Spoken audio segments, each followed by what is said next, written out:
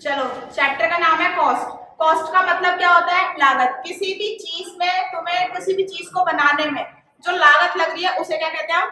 Cost. क्या कहते हैं? कॉस्ट। लाइक ये डस्टर बनाने में अगर तुम्हारे 15 रुपए खर्च हुए हैं तो इसका मतलब ये क्या है? तुम्हारी कॉस्ट। जो 15 रुपए तुम्हारे इस डस्टर की क्या है? कॉस्ट। क्लियर है बच्चा?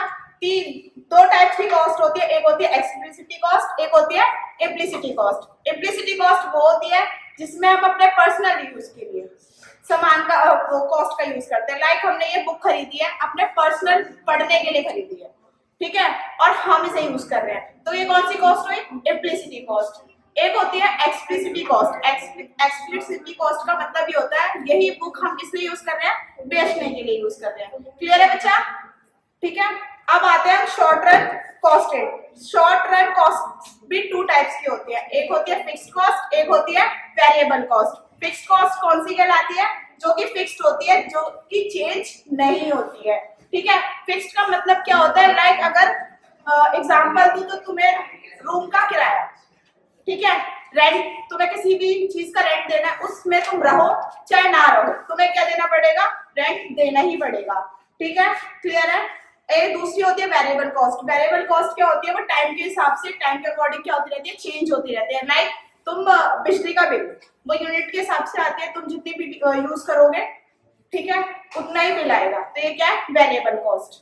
क्लियर है बच्चा? चलो, अभी तक हमने क्या पढ़ा? कॉस्ट पढ़ लिया, एक्सप्लिसिटी कॉस्ट पढ़ ली, इम्प्लिसिटी कॉस्ट पढ़ ली और शॉर्ट टर्म कॉस्ट भी पढ़ ली हमने। कौन कौन सी थी? दो थी, एक थी फिक्स्ड कॉस्ट, एक थी वेरिएबल कॉस्ट। क्लियर है?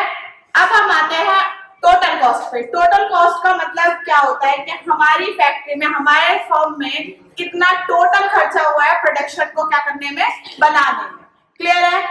कोई डाउट? ठीक है। अब एक होती है एवरेज कॉस्ट। एवरेज कॉस्ट का मतलब ये होता है पर यूनिट पे कॉस्ट निकालना। लाइक अगर मैं बोलूं कि 10 पेन मैंने बनाए हैं, प्रोड्यूस करे हैं, 10 पेनों की कॉस्ट कितनी है? 20,000। तो पर यूनिट पे जब कॉस्ट निकालते हैं उसे क्या कहते हैं हम? Average cost. क्लियर है? एक आती है हमारी मार्जिनल कॉस्ट। मार्जिनल कॉस्ट का मतलब क्या होता है?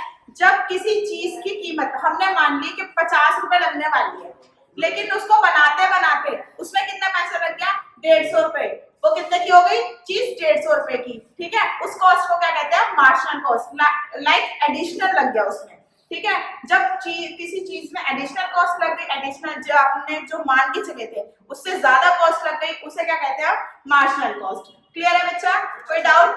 ठीक है। इस चैप्टर में सारी कॉस्टों के बारे में बता दिया मैंने आपको, कौन कौन सी कॉस्ट होती है, कौन। इसमें अब लास्ट टॉपिक है रिलेशंस, ठीक है। टोटल कॉस्ट क्या होती है? टोटल कॉस्ट में दोनों कॉस्ट भी आती है, टोटल फिक्स्ड कॉस्ट और एक टोटल वेरिएबल कॉस्ट। ये दोनों कॉस्ट मिलाई जाएगी। हम रूम का किराया भी देखेंगे और बिजली का बिल भी देखेंगे, तो ये टोटल हो गया, टोटल खर्चा कितना हुआ है। क्लियर है?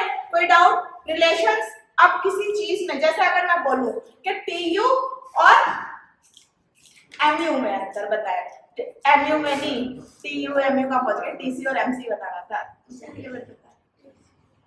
ठीक है। टोटल कॉस्ट और मार्जिनल कॉस्ट में अगर मैं रिलेशन बताना चाहूँ तो टोटल कॉस्ट का मतलब क्या है?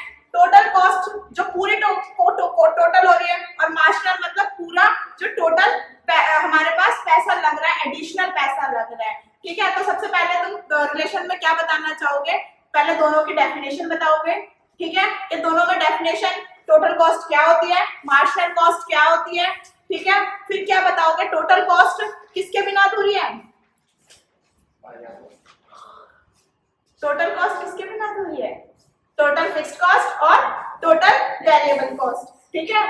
और एमसी किस पॉइंट पे क्या होती है? जीरो होती है, जब हमारे में कोई भी कॉस्ट एडिशनल नहीं लगती। क्लियर है बच्चा? कोई डाउट?